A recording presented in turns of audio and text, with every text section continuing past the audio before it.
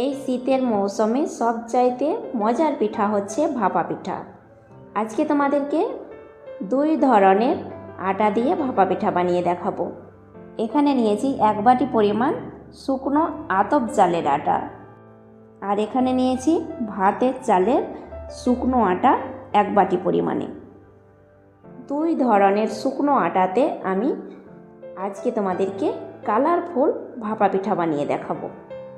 আর এই মজার পিঠাটা বানাতে আমি 2 ধরনের আটা নিয়েছি, তোমরা একই রকম আটা দিয়েও বানাতে পারো। স্বাদ মতো লবণ দিয়ে দিলাম। এবার দিয়ে দিচ্ছি 1 চামচ পরিমাণে হলুদের গুঁড়ো। কিভাবে পিঠেটা বানালে পারফেক্ট কালারটা আসবে আর পিঠেগুলো একদম সফট হবে, পুরো ভিডিওটা দেখতে থাকো বন্ধুরা, তাহলে তোমরা খুব সহজে বানিয়ে নিতে পারবে। আর এই কালারফুল পিঠেগুলো ছোট থেকে বড় সবাই পছন্দ করবে। এবার হলুদের গুঁড়োটা আটার সঙ্গে মিশিয়ে নেওয়ার পরে ভালোভাবে আমি জল দিয়ে মেখে নিচ্ছি। অল্প অল্প করে জল দেব আর মাখাতে থাকবো। একসঙ্গে জল ঢেলে দেবে না, তাহলে একদম পারফেক্ট আটাটা মাখাতে পারবে না, আর পিঠেগুলো খুব সুন্দর হবে না, বানানোর পরে ভেঙে যাবে, নরম হবে না, শক্ত হয়ে থাকবে। অনেক বন্ধুরা কমেন্ট করেছো যে পিঠেগুলো ভেঙে যায় বানানোর পরে আর পিঠেগুলো নরম হয় না। এই ভাপা পিঠে বানানোটা খুব সহজ, আবার খুব কঠিন। এই টিপসগুলো জানা থাকলে এই সহজ পিঠার মতো আর একটাও পিঠা খুঁজে পাবে না। এইভাবে যখন আটাটা মাখানোর পরে মুঠো বেঁধে আসবে, তারপরে আর জল অ্যাড করবে না, তখন বুঝবে পারফেক্টভাবে আটাটা মাখানো হয়েছে। এবার আটাটা আমি চেলে নেব। চেলে নেওয়ার জন্য একটা চালনি ব্যবহার করেছি। তোমরা ইচ্ছে মতো চালনি ব্যবহার করতে পারো, হাতের কাছে প্লাস্টিকের চালনি বলো বা নেটের সাহায্যেও চেলে নিতে পারো। আর খুব সহজে চেলে নিতে পারবে এইরকম তারের চালনিতে চেলে নিলে। বন্ধুরা, ভাপা পিঠার আটাটা চেলে নেওয়ার সময় একটু লক্ষ্য রাখবে যেন আটাটা চালা মিহি হয়। আর একটু মোটা করে চেলে নিলে ভাপা পিঠাটাও একটু মোটা হয়ে থাকবে। দেখতেই পাচ্ছ আমি কতটা মিহি করে চেলে নিয়েছি। চলে যাচ্ছি নেক্সট স্টেপে। চুলোর মধ্যে আমি একটা ঘটি বসিয়েছি, আর এই ঘটির সাহায্যে আজকে ভাপা পিঠাটা বানিয়ে দেখাবো। জলটাকে ভালোভাবে ফুটিয়ে নেব। জলটা ফুটতে থাক, এরই মাঝে আমি বাটিটা সাজিয়ে নিচ্ছি।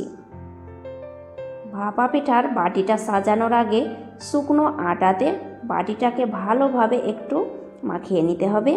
অবশিষ্ট আটাটা আমি ফেলে দিলাম। এরপরে বাটিটাকে ঘুরিয়ে ঘুরিয়ে আটাটাকে ভর্তি করে নেব। আর দেখো বন্ধুরা, আটার কালারটা কতটা সুন্দর লাগছে, আর পিঠেটা বানাবার পরে আরও সুন্দর লাগবে।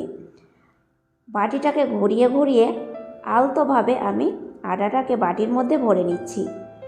একেবারে ঠেসে আটাটাকে ভরে দেবে না বাটির মধ্যে, এইভাবে হালকা হালকাভাবে বাটির মধ্যে আটাটা ভর্তি করে নেবে। এতে পিঠেগুলো ফুলকো হবে, শক্ত হয়ে যাবে না, আর একদম চিকন হবে। ওপরটাকে ভালোভাবে আমি আঙুল দিয়ে সমান করে নিলাম। এবার আমি ভিজে একটা কাপড় নিয়েছি।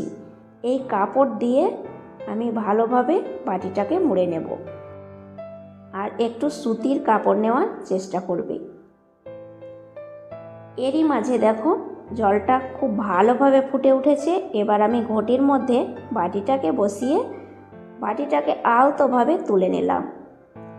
এবার চারি সাইডের কাপড় দিয়ে আমি ভাপা পিঠাটাকে ঢেকে দিচ্ছি।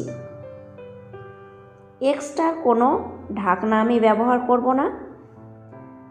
প্রায় 2 মিনিট পর এবার আমি চারিপাশ যখন ভেপে গেছে বা ভাপটা ওপর দিকে উঠতে শুরু করেছে, দেখতেই পাচ্ছ বন্ধুরা, এবার আমি পিঠেটাকে উঠিয়ে নিচ্ছি।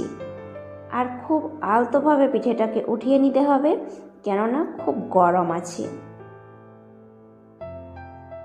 আর দেখো কতটা সুন্দর হয়েছে, পিঠের কালারটা খুব সুন্দর হয়েছে, আর একদম পিঠেটা পারফেক্ট হয়েছে। আবারও আমি তোমাদেরকে একইভাবে আর একটা ভাপা পিঠা বানিয়ে দেখাচ্ছি। আলতোভাবে বাটিটাকে উঠিয়ে চারি সাইডের কাপড় দিয়ে ঢেকে দেব।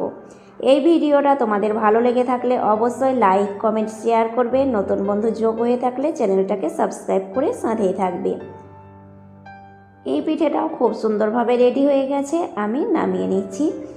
এই কালারফুল পিঠেগুলো অবশ্যই তোমরা বাড়িতে একবার হলে ট্রাই করে দেখবে, খেতে হয় দুর্দান্ত মজার আর অসাধারণ স্বাদের। এই ভাপা পিঠেটা অবশ্যই বানিয়ে খাবে।